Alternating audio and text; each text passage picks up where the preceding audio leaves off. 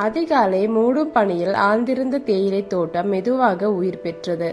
மேனா, அவளது தோழி அம்மாச்சி, மேற்பார்வையாளர் மணி மூவரும் தினமும் போல கூடம் பிடித்து மலைமேல் ஏறினர்.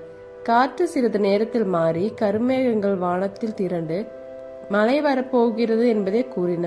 சில நொடிகளில் மேகங்கள் திரண்டு மழை கொட்ட தொடங்கியது. தண்ணீர் துளிகள் இலைகளில் தட்டும் சத்தமும் காலடியில் சதப்போட்டு சத்தமும் கலந்தது. உடைகள் நினைந்தாலும் கைகளில் குளிர் கூர்ந்தாலும் உழைப்பை நிறுத்தாமல் மேலாக முனைந்தார்கள் மேனாவும் அம்மாச்சியும். சேரில் வலுக்கும் மீனாவை அம்மாச்சி கைப்பிடித்து தாங்குகிறார்.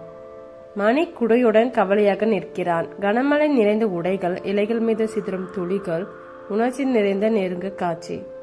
கனமழையில் தொழிலாளர்கள் விரைவாக தேயிலை பறிக்கின்றனர். மேனாவின் முடியில் தண்ணீர் சொட்ட குளிரால் கைகள் சிவக்கின்றன. மணி பின்புறத்தில் இருந்து ஊக்குவிக்கிறான். மழையில் நனைந்த மலை சரிவுகள் அகலமாக தெரிகின்றன. மழை அதிகமாக கொட்ட தொழிலாளர்கள் தகர குடிசையில் தஞ்சமடைந்தன. மணி சூடான தேநீர் கொடுத்து மேனாவும் அம்மாச்சியும் வெப்பமடைந்தன. குளிர்ந்து வெளியே இருப்பதை விட குடிலின் வெப்ப ஒளி அவர்களுக்கு சிறு ஆறுதலாக இருந்தது. மழை நின்றதை தொடர்ந்து மேனா, மணி, அம்மாச்சி மீண்டும் வேலைக்கு செல்கிறார்கள். மலை துளிகளில் மலைகள் பிரகாசிக்க கூலங்கள் பச்சிலைகளால் நிரம்புகின்றன. மழைக்கு பின் சாம்பல் வானம் புத்துணர்ச்சி தருகிறது. மழைக்கு பிறகு பொன்னான மலை சூரியன். அந்த நேரத்தில் மேனா மெதுவாக சொன்னாள், இந்த மண்ணை நேசித்தால்தான் இந்த தேயிலை சுவை உயிர் பெறும்.